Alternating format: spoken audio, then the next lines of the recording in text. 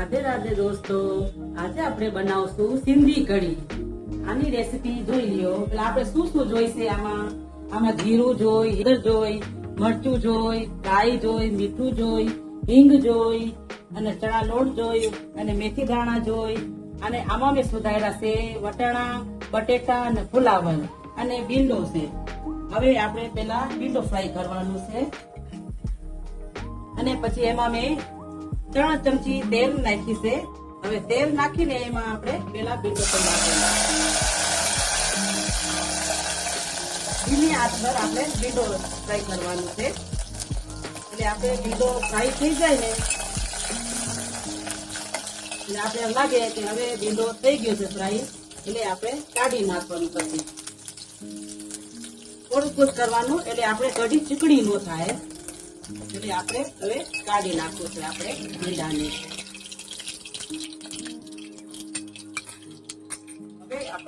હવે એમાં આપણે રાઈ નાખશું.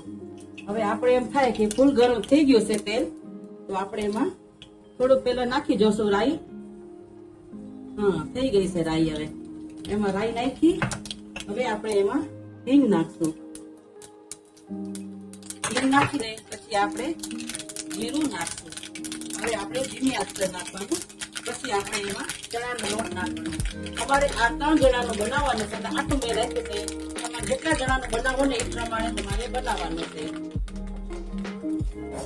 હવે આપણે રેડ થઈ જાય ને, રેડ કલર આપણે એટલે ત્યાં સુધી આપણે હલાવવાનું એને.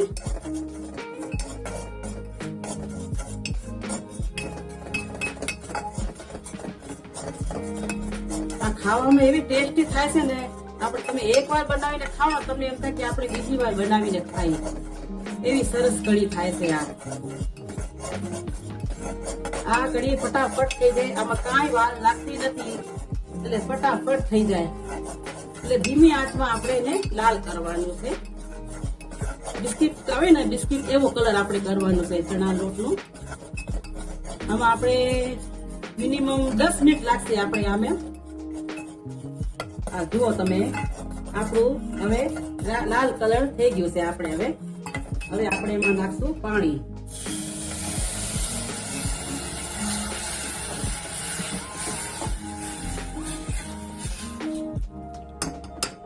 પાણી નાખ્યું. હવે આમાં આપણે વટાણા, ફુલાવર અને બટેટા એ સુધાઈ રાખ્યા હતા, એ હવે નાખવાના છે એમાં. અને ટમેટા અને આદુની પેસ્ટ અને લીમડો અને મરચી એમાં એ નાખવાનું. સુધાઈ રાખ્યા હતા એ નાખવું. હવે આમાં મીઠું ઉમેરવાનું. 1 ચમચી મેં મીઠું નાખ્યું છે. તમારે અંદાજે મુખજ નાખજો. તમે જેવું ખાતા હોય, તીખું ખાતા હોય, ખારું ખાતા હોય, મીડિયમ ખાતા હોય. આમાં 1 ચમચી હળદર નાખી છે. અમે તીખું ખાઈ છીએ એટલે મેં 1 ચમચી મરચું નાખ્યું છે આમાં. હવે તમારે મુખજ બનાવવાનું છે, તમારે પ્રમાણે નાખવાનું છે આમાં. હવે આમાં એને ઉકળવા દેવાનું.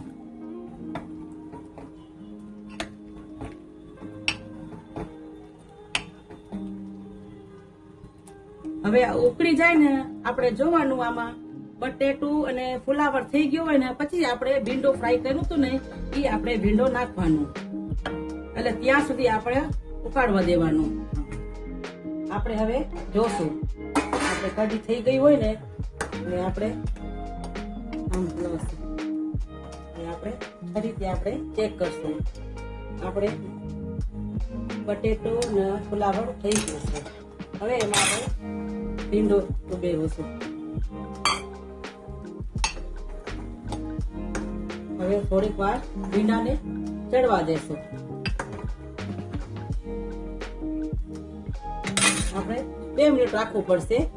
એટલે 2 મિનિટ ભીંડો ચડી જાય ને, આપણે તો ફ્રાય કર્યું છે એટલે આપણે ભીંડો ચડી જાય ને તો આપણે કોથમરી ઉમેરવી અને ગેસ બંધ કરી દેશું. હવે આપણે જોશું ભીંડો થઈ ગયો છે. આપણે ફરી જોશું આપણો ભીંડો થઈ ગયો છે. હવે ભીંડો થઈ ગયો તો હવે આપણે કોથમરી ઉમેરીશું. કોથમીર નાખીને હવે આપણી કઢી તૈયાર. હવે આપણે ઢાંકી અને ગેસ બંધ કરી દેશું. તો આપણી કઢી તૈયાર થઈ ગઈ.